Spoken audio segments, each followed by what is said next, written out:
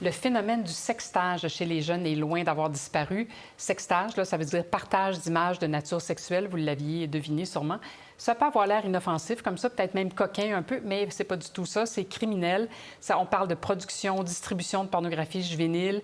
Alors, pour éviter les conséquences graves, les écoles secondaires de Montréal adoptent la méthode d'intervention qui s'appelle Sexto. Pour en parler, on a invité Marco Breton, qui est commandant à la division de l'exploitation sexuelle. Bonjour. Bonjour. Et Maxime Ouellette, j'allais dire son collègue, mais pas vraiment, mais qui est procureur au DPCP, mais presque, oui. Étroite collaboration. Bonjour, Maître Ouellette. Bonjour. Alors, à vous deux, là, je vais poser des questions alternativement, mais n'importe quand, vous pouvez répondre à la question de l'autre. Oui. C'est bien.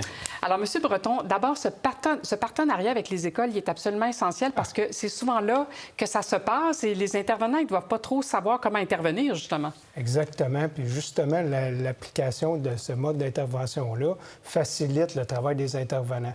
Donc, à partir d'eux, on est capable au SPVM, via le 911, d'être au courant des situations de sextage. C'est vraiment de là que ça part. Mais c'est ça que Sexto leur dit, comment se comporter avec les jeunes qui s'ouvrent à eux? Exactement. Puis justement, cette grille-là qu'ils ont dans la trousse Sexto, bien, c'est un outil qui va premièrement uniformiser les façons de faire dans toutes les écoles du Québec, ce qui est une grosse plus-value pour nous autres. Et puis, ça facilite leur travail. Ils savent quoi faire, c'est un cadre défini. Donc, c'est plus simple, c'est plus rapide.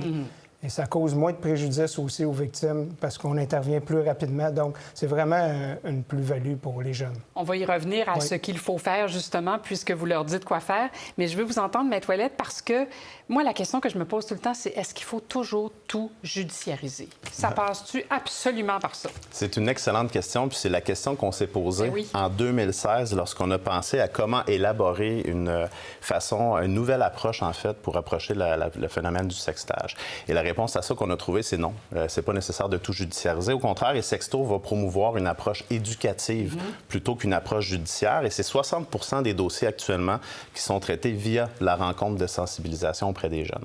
Alors ça, c'est la première chose à faire, rencontrer, quand vous recevez, bien, pas vous, mais quand on reçoit une dénonciation, un dévoilement, là, vous les rencontrez. C'est important de mentionner que Sexto s'applique dans les écoles secondaires au Québec. Donc, Sexto s'applique lorsque un jeune dénonce la situation auprès d'un intervenant d'une école. Et là, l'intervenant a en sa possession une trousse d'intervention qu'on a élaborée. L'intervenant ouvre la trousse, suit les différentes étapes et à la fin de son intervention, une fois que l'ensemble des jeunes ont été rencontrés, les informations sont recueillies qui permettent de prendre en charge la situation.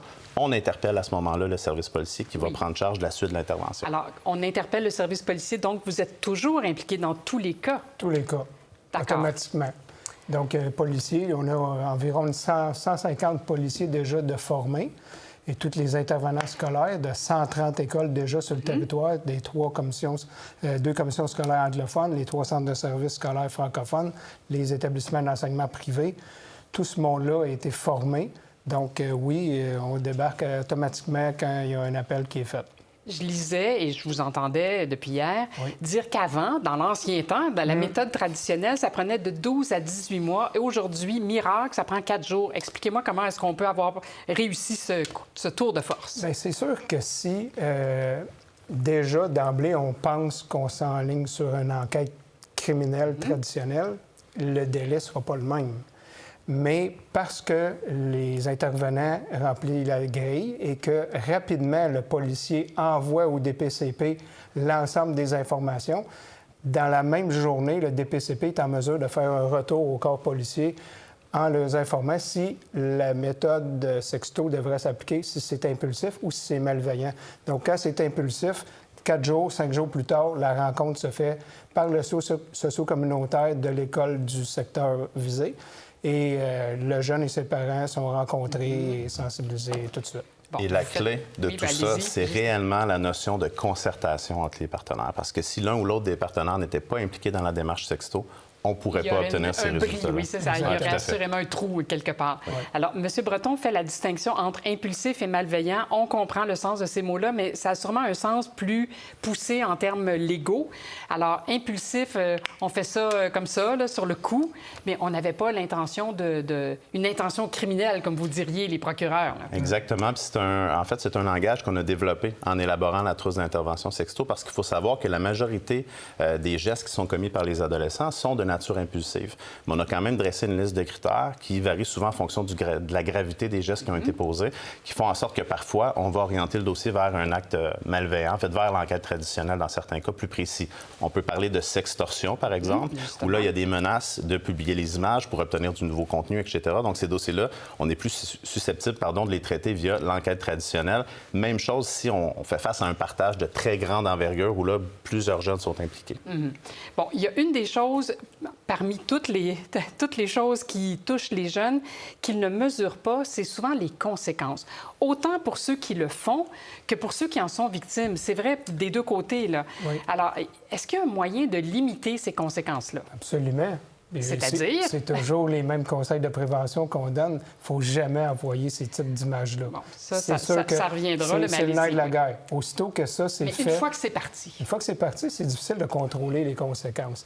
Mais le mode d'intervention sexto, justement, c'est un des objectifs, c'est de limiter la propagation de ces images-là en intervenant rapidement. Ça se fait? Oui, ça se fait. Okay. Donc, justement, en quelques jours, on est en mesure de limiter cette propagation-là, puis ça a le moins d'impact psychologique, social, émotionnel sur les victimes et pénal, sur le fautif. Et pénal sur le fautif. Oui, assurément. Exactement. Alors, la clé, évidemment, tantôt vous parliez d'une autre clé, mais moi, je pense que la clé, c'est de convaincre les jeunes de ne pas partager d'images intimes, d'images sexuelles. On le sait tous, là, on est dans la génération numérique. Ce message-là ne passe plus. Comment faire? Il y en a un des deux là, qui a la réponse à ça ou la solution? Maître Ouellette, je vous envoie ça. Oui, c'est bien. En fait, le commandant Breton a déjà répondu partiellement à la question en disant qu'il faut continuer nos efforts en matière de prévention, d'information. Et je serais tenté de vous dire que ça va passer aussi beaucoup par l'éducation. C'est la raison pour laquelle on a choisi cet axe-là d'intervention. Et moi, j'invite les gens qui nous écoutent, les parents, à ouvrir la discussion avec leurs adolescents, parce que ça passe aussi par les interventions qui sont faites à la maison. Donc, de ne pas avoir peur de parler de l'utilisation des réseaux sociaux qui sont faits par leurs jeunes et de les questionner sur les nouvelles applications, parce qu'il y en a tellement maintenant que c'est facile de perdre le fil. On perd le fil. Et en quelque sorte, d'abandonner en se disant, bon, bien, nos jeunes, ils vivent tous un peu la même réalité, donc laissons-les aller, mais il faut s'y intéresser. Donc, c'est le message que j'aurais à lancer. Il ne faut pas juger, parce que les jeunes ont honte. Les jeunes ont honte. Ils ne veulent pas en parler. Donc, il ne faut pas les juger parce que c'est très facile de tomber dans le piège. On a beaucoup d'auto-exploitation aussi, des jeunes qui volontairement envoient des photos nues d'eux autres, sans même... Ça rend intéressant, là, oui. C'est ça. Donc, ça aussi, il faut faire attention à ça parce que... Oui. Alors, les victimes se confient plus spontanément maintenant si elles sentent justement qu'elles ne sont pas jugées? On croit que oui, parce que les statistiques démontrent que les chiffres sont de plus en plus grands, mais je crois que le nombre de dénonciations augmente. Donc, c'est une des raisons qui explique qu'on a plus de chiffres. Les chiffres sont plus grands là, aujourd'hui. Alors, on retient prévention, enfin, on retient éducation d'abord, parce que ça commence là, prévention, sensibilisation, puis répression quand il le faut. Exactement. Alors, Marco Breton du SPVM, Maxime Ouellette du DPCP, merci infiniment d'être passé en studio. Bien, merci à vous. Merci à vous. Au revoir. Au revoir. Bye. Pour voir nos émissions en entier, rendez-vous sur la chaîne Ici RDI.